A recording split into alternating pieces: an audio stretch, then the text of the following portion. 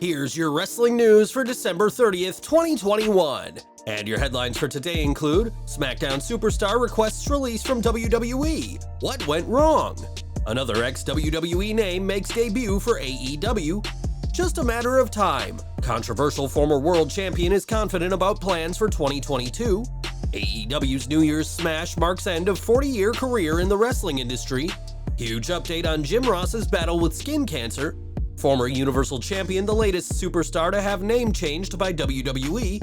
It's like dancing with an elephant. Kurt Angle blasts important WWE name as terrible wrestler. Kevin Owens wrecks the stage at recent WWE house shows, and more. We're kicking off today with WWE as Toni Storm has reportedly left the company. Both Fightful and PW Insider report that not only is the former NXT UK Women's Champion gone, but that she requested her release after flying herself home from Baltimore, Maryland. WWE had been in Baltimore for a live event earlier that day, but Storm's request came before the show happened. In a company-wide memo, the roster were informed of Storm leaving, but unlike most departures as of late, it didn't reference budget cuts or any reason why she's no longer working for WWE. As she didn't work the Baltimore event, Storm's last in-ring appearance for WWE was at a show in Washington, D.C., but PW Insider reports that that show happened as scheduled, so it doesn't look like something in the ring happened to cause her to request her release. In an update, Fightful noted that nobody within WWE saw her release coming, saying that the company was blindsided by Storm's request. Storm's final WWE match at the Washington show saw her challenge SmackDown Women's Champion Charlotte Flair for the title in a triple threat match that also included Sasha Banks. Prior to that, Storm had been involved in the 24/7 championship chase at the December 26th event in Tampa, Florida, and nearly got a pinfall over current champion Dana Brooke. It had been expected that Storm would get another shot at the SmackDown Women's Championship, possibly at day one, but that certainly isn't the case anymore. As a SmackDown superstar, it's expected that the former NXT UK Women's Champion has a 90-day non-compete clause to her name, meaning it'll be late March before she can wrestle again. We'll just have to wait until March to see what she does next, but we'll make sure to keep following this story as more details come out.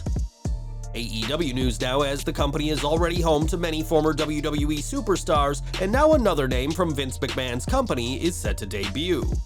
At the recent tapings for Dark and Dark Elevation, Jake Atlas had his first match for AEW, where he took on Serpentico. Post-match, AEW President Tony Khan appeared in Daly's place to shake Atlas's hand and congratulate him on his match. Traditionally, such a sign of respect by Khan is followed by an announcement that the wrestler has signed a deal with AEW, but at this time, there's no confirmation that Atlas is All Elite. The former superstar signed with WWE in 2019 after appearing on a Stephanie McMahon edition of Undercover Boss and remained there until earlier this year. Interestingly, Atlas announced in September that he was taking a hiatus from wrestling in order to focus on his mental health, but we'll have to see if this debut for AEW leads to a contract now that his hiatus is over. Jake Atlas could soon be All Elite, and so will Alberto Del Rio, or at least that's what the former WWE World Champion believes. In recent years, Del Rio has been a controversial name thanks in part to his toxic relationship with Paige, missing dates for Impact Wrestling, and more recently, being charged with assault and kidnap in a case that was later dropped. Unlike his problematic past, Del Rio is confident about his future in wrestling, as he told the Unscripted podcast when they asked him about a potential run in AEW. "Yes, that's possible. I've spoken to a lot of people. They are all going to be giving me an opportunity. I would say it's just a matter of time for me and them to put something together and decide where we are going to go." This isn't the first time Del Rio has made a bold claim, as earlier this year, he said he was on the cusp of a return to WWE. In his more recent interview, Del Rio also claimed that he will be a world champion in 2022 and that he has deserved a WWE Hall of Fame induction in the coming years. Del Rio isn't lacking in confidence, despite a recent report saying that AEW and all other major promotions have shown zero interest in him, but according to the man himself, expect him in AEW very soon. More from AEW, as last night's New Year's Smash special was another huge show for the company, but also marked the end of an incredible career. Prior to the show, Tony Khan revealed that the show would be the final night of content produced by Keith Mitchell, a 40-year veteran of the industry.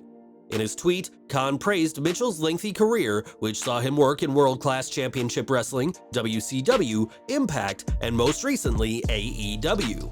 Mitchell had worked in AEW's production since 2019, leaving Impact to take the position, and after such a lengthy career, we hope Keith enjoys whatever the future holds. In October, Jim Ross announced that he had skin cancer, and it'd take him as many as 22 radiation treatments to fight the disease. We now have some fantastic news from JR, as in a tweet this week, the AEW announcer has revealed that he is now cancer-free. On last night's Dynamite, the Oklahoma native was back on commentary, and we'd like to congratulate the WWE Hall of Famer on the biggest win of his life. In WWE, there's no shortage of superstars who have had their names changed, from Antonio Cesaro to our current champion Big E Langston. Usually names are shortened to make them easier for WWE to trademark and put on merch, but now one huge name has gotten longer. From now on, Seth Rollins will be competing as Seth Freakin' Rollins, and this has been a change that has been made this week.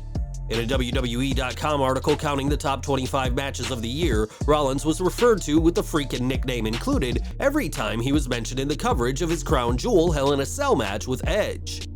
This isn't the only example. As for a graphic promoting the upcoming title match at Day 1, WWE made it clear that Seth Freakin' Rollins will be facing Big E, Kevin Owens, and Bobby Lashley this weekend. Although WWE has used the Seth Freakin' Rollins name in the past for merchandise, it was never explicitly his name, but the Raw superstar could be adding another WWE championship to his new name on January 1st. As a multiple-time world champion and an Olympic gold medalist, Kurt Angle was one of wrestling's most gifted stars, and it was hard for him to have a bad match. From Shawn Michaels to Brock Lesnar to The Undertaker, Kurt had some all-time classics, but not every opponent of the Olympian was similarly gifted in the ring. Speaking on his podcast, The Kurt Angle Show, the WWE Hall of Famer recalled a December 2000 match with Vince McMahon and how it was like wrestling the boss. Vince is crazy as hell, we know he's crazy, but we also know he's a genius, but we also know he can't wrestle worth a lick. Usually your opponent flows with you, and you kind of flow together, and you have a great chemistry, but with Vince, it's choppy and it's rough. It's like dancing with an elephant. The match in question was on the December 18th, 2000 edition of Raw, and saw the then WWF champion put his title on the line against the chairman of the board. The match itself was a ruse for the two heels to attack Commissioner Mick Foley, but if the countless stories about McMahon have taught us one thing, it's that the chairman will always be ready to throw down, even against an Olympic gold medalist.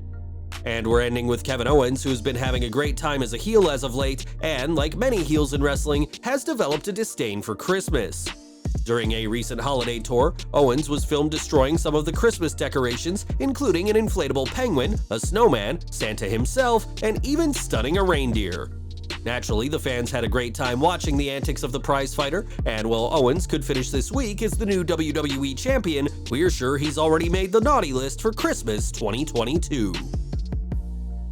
Well guys, that's our news for today. Please share your comments below. Also hit the like button, subscribe to our channel, and hit the bell icon to receive all notifications. And as always, thanks for watching.